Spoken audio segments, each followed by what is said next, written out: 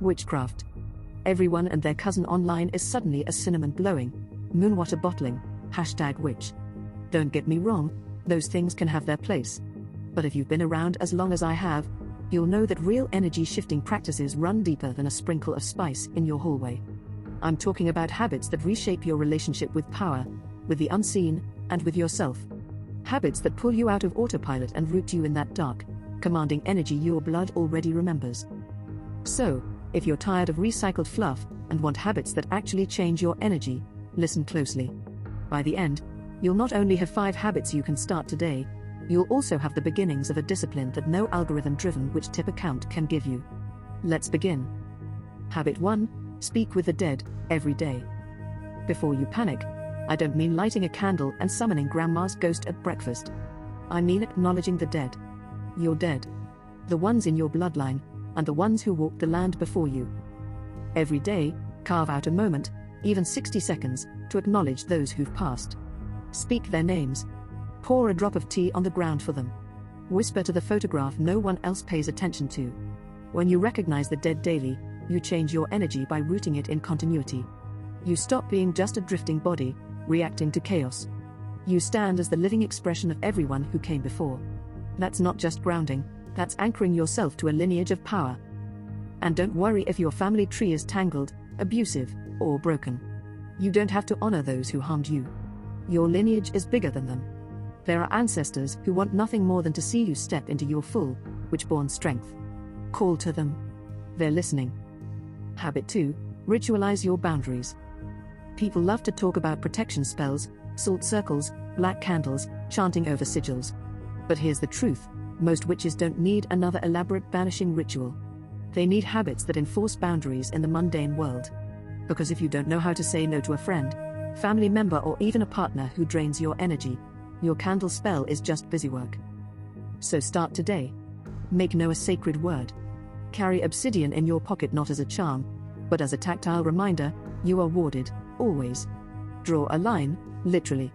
Take chalk, salt, or even your finger in the dirt, and mark the doorway you pass through each day. As you step over it, declare that only those who respect your energy may pass into your space.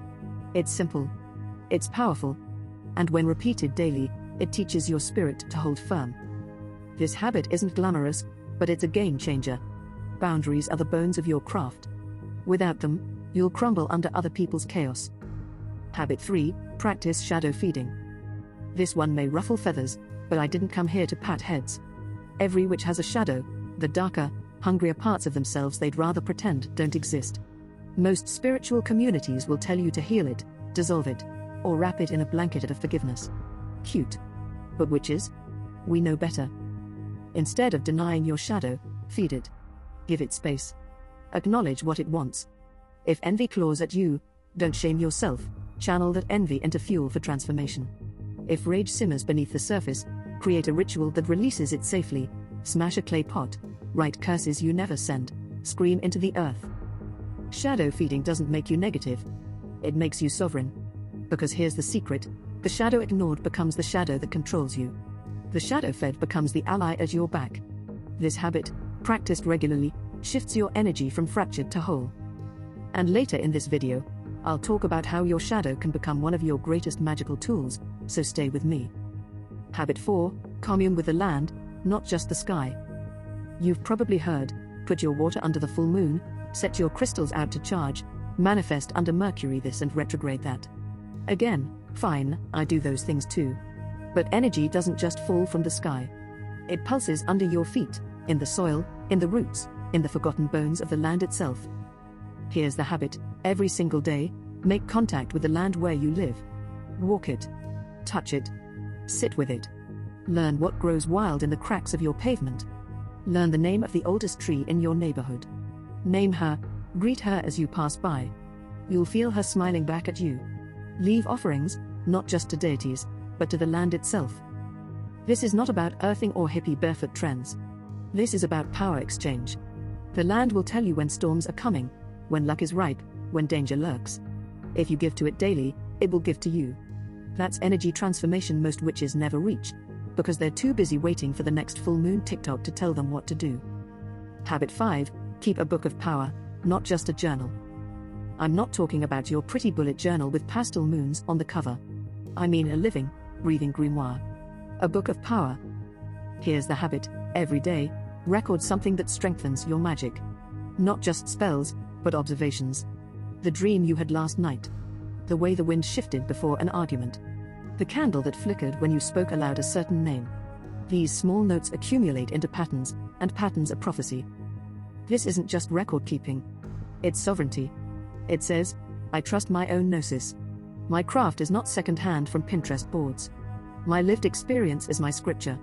When you commit to this daily, your energy shifts from seeker to seer. So there you have it, 5 witchy habits that actually change your energy. Honor the dead, ritualize your boundaries, feed your shadow, commune with the land, and build your book of power. But I promised you a little more, didn't I? I told you the shadow, when fed, can become your greatest magical tool. So here's your bonus tip. Shadow scrying. It's simple, unsettling, and potent. Once a week, at night, when it's quiet, sit before a mirror with only a single candle. Look into your own reflection, not for beauty, not for flaws, but for the flicker that isn't quite you. The face that shifts in the corner of your eye. That is your shadow speaking back. Ask it questions. Let it answer, not always in words, sometimes in a surge of feeling, a memory, an urge.